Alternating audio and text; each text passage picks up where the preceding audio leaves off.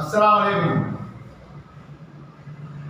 ఈరోజు అంతర్జాతీయ శాంతి దినోత్సవ శుభాకాంక్షలు మన భారతదేశ ప్రజలందరికీ, అలాగే మన ఆంధ్రప్రదేశ్ ముఖ్యంగా మన నంద్యాల ప్రజలందరికీ శాంతి దినోత్సవ శుభాకాంక్షలు తెలుపుతున్నాము. ఈరోజు ముఖ్యంగా రావడం ముఖ్య ఉద్దేశం ఏమంటే, మనము శాంతి దినోత్సవం అంటున్నాం కానీ ఎక్కడ శాంతి లేదు. ప్రజలంతా అశాంతితో జీవనం గడుపుతున్నారు.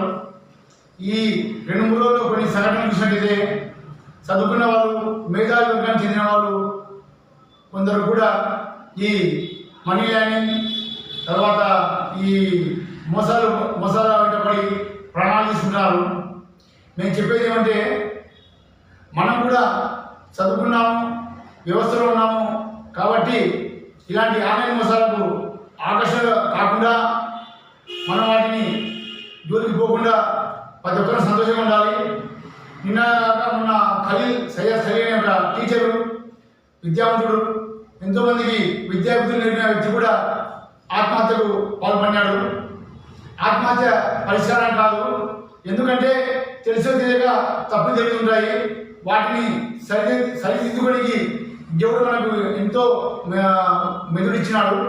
కాబట్టి మేము చెప్పేది ఏమంటే, ప్రతి ఒక్కరూ ఈ సైబర్ నేరాలకు, సైబర్ ఫోన్లు ఎత్తి వాటికి ప్రభావాలు గురయ్యి వాటి ద్వారా విలువైన సమయాన్ని వృధా చేసుకుంటూ, డబ్బులు వృధా చేసుకుంటూ ఎంతోమంది వాళ్ళ జీవితాలు కోల్పోతున్నారు.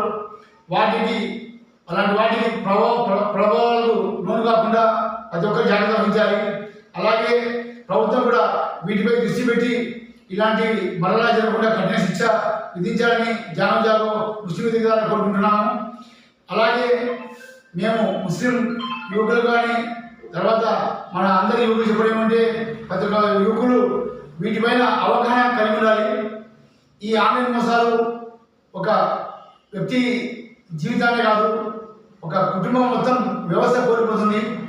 నిన్న ఖలీల్ అనే వ్యక్తి చనిపోవడం వల్ల అతని కుటుంబం మొత్తం ఇబ్బందులు గురి కావాల్సిన పరిస్థితి వచ్చింది. కాబట్టి మేము చెప్పేది ఏమంటే, వీటికి ప్రభావాలకు ఆశపడి చిన్న వాటికి మనం తెలిసి తెలియక చేసే తప్పుడు వల్ల మన కుటుంబాలు ఆర్థికంగా చితికిపోతాయి. కాబట్టి ఇప్పటికైనా మనం అందరము ఈ ఆన్లైన్ మోసాలకు దూరం ఉండాలి. అలాగే ప్రతి ఒక్క వార్డులో యువకులు అందరూ కమిటీలుగా ఏర్పడి వీటిపై అవగాహన సదస్సులు పెట్టాలని మేము జాగో ముస్లిం అనుకుంటున్నాము. అందుకే మరోసారి చెప్పడమంటే, ఇలాంటి యువకులు కావచ్చు, ఎవరైనా కావచ్చు, ఇలాంటి ఏమైనా జరిగితే మీరు పోలీస్ శాఖకు కంప్లైంట్ చేయండి. మనోధైర్యాన్ని కోల్పోకండి. ప్రజా సంఘాలు ఉన్నాయి, నంద్యాల జేఏసీలు ఉన్నాయి, రాజకీయ పార్టీలు ఉన్నాయి. అలాంటి నాయకులు కలవండి, వీటి యొక్క పరిష్కారం తీసుకోండి. అనవసరంగా మీ ప్రాణాన్ని కోల్పోకండి. జై హింద్, జై భారత్.